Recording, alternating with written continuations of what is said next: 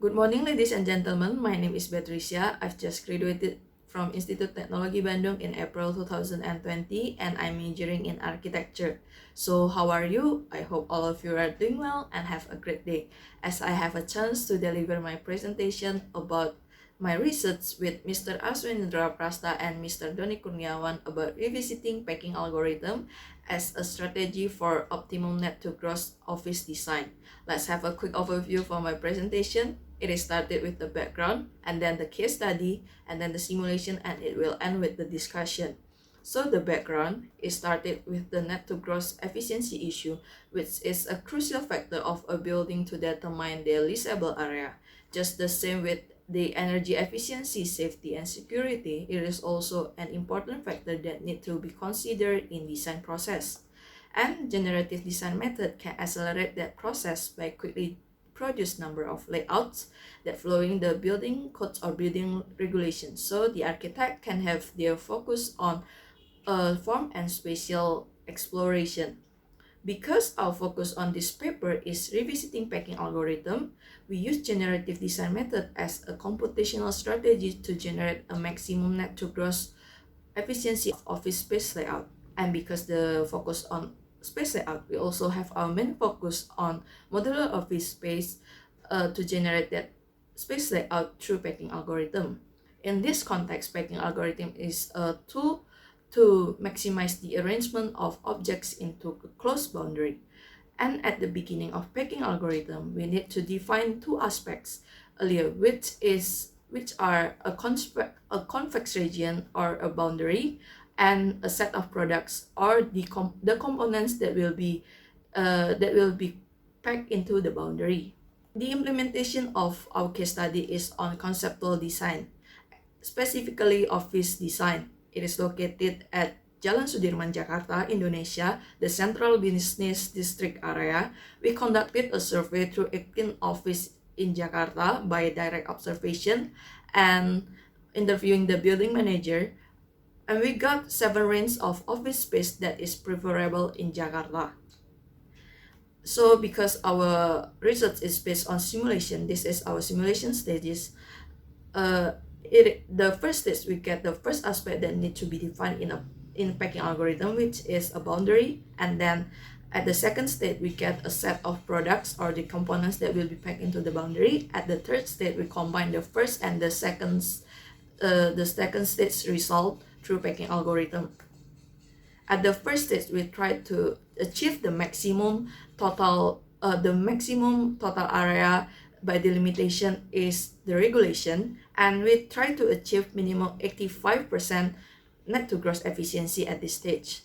This is the regulation that we use in our simulation at this stage, which is the setback regulation, and also the maximum plot ratio, which is 5.8, that give us the total area that is allowed by the regulation is 106,859.2 square meter. And at this stage, we need to determine the core and the circulation earlier, which give us the total area of core and circulation is 440 square meter. This is the grasshopper definition. It is started with the assignment of the regulation of setback, and then at the second part, we can control the boundary parametrically by adjusting the height and also the offset, so it can be controlled parametrically. At the third stage, we get the result of net and gross area, and it helps us to determine the net to gross efficiency or net to gross ratio. And we use evolutionary solver to run the simulation. At this stage, we will get the specific number of gross floor area, net floor area, number of floors, floor plate area, ratio with the allowable area, net to gross ratio. And at this stage, we yield 40 data with the minimum efficiency is 76% and the maximum efficiency is 91%. But the nearest one to the allowable gross floor area that allowed by the regulation is the 87% one. So I choose that one for the further stage of simulation. At the second stage, we try to get the specific size and profile for every range of units that we get from the survey earlier by using evolutionary solver, and based on Francis Duffy office space, which is the proportional office space by Francis Duffy, he developed a relation between the ratio of width to length and a bit of office space by considering discount factor. Discount factor is a coefficient of residual area due to the structural and utility that is located in office area. This is the grasshopper definition, and at this stage we will get the specific size of every range, every 7 range. The third stage is the implementation of packing algorithm. This stage we divided it into 2 parts. The first one packing with the same unit. The second part is packing with the combination of unit. And by using the principles of rubber band packing, we determine the packing constraints. And they are compactness, collision, and also the tolerance. Packing with the same unit. This is how it works. The grasshopper definition is started from the initiation. We input the base point of core, modular space, and also the floor plate. At the second part, it is the assignment of packing hierarchy. At this stage, we connected every unit's centroid to the centroid of the core, and we equip the boundary with a colliding property. The result is the compactness, or the total area of packing and the residue. This is the visualization of initiation and packing hierarchy. After we run the simulation, we found out there are 3 packing displacements, which are the translation. The translation happens because every unit is connected with the core. Every centroid of every unit is connected to the centroid of the core. So every unit make movement towards the core because they are a factor of every unit make a movement towards the core. And collision and rotation happen because the units collide each other, or a unit collide with boundary, and when they collide, they also rotate. So when they collide, they also rotate. And the last one is form deformation. It happens because there are too much of units collide each other and they need to maintain their shape's integrity. So they got form deformation. This is the result of packing with the same units. As you can see from the result, the more unit you pack, the more form deformation because the more compact they are.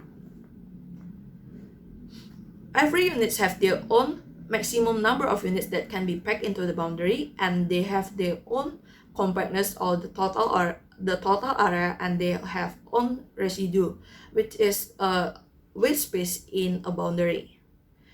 Packing with combination of units. At this stage, this is the last part of packing simulation. At this stage, we try to have more than one variance in a boundary, so we can get more than we can input 2, 3, or even 7 variants in a floor plate. So based from the result of the simulation of packing with the same unit, we get the combination number of each unit is 0, 3, 4, 2, 2, 4, and 0. This is the grasshopper definition. As you can see from this definition, actually it is similar to the previous one, but it has some differences at the beginning. We can combine those seven units at the beginning. So it makes us easier to get more variance. This is the result from the combination of the unit, and this is the result. As you can see from the slide, you might think, how can this be a floor plate? It doesn't seem like a floor plate. So I'll tell you how. You just need to stretch the boundary like this, so you can get the proportional office space layout. Okay, stretch the boundary. And this is the final result. As you can see from the final result, we get some reduction in the floor plate area and the net to gross efficiency. So this is the last part of our presentation. The study is aimed at applying a packing algorithm to generate an office space layout, and we use rubber band packing principles to generate this method.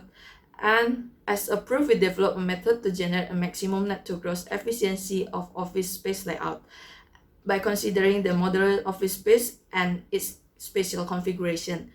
And it resulted a office space layout that can be used at the early stage of design. But after we run the simulation and we look at the final result, we realize that there are some advantages and some disadvantages when we use the packing algorithm. The advantages is by using this method, you only need to input the number and profile of each unit, and after that you run the simulation and you get a office space layout. But we also found out there are some disadvantages. Through the final result, as you can see from the final result, we get some reduction in the area and also the efficiency of net to gross.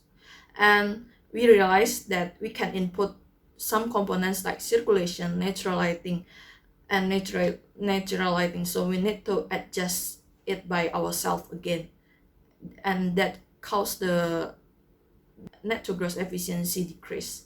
So that's all about my presentation. Thank you for your attention and have a nice day.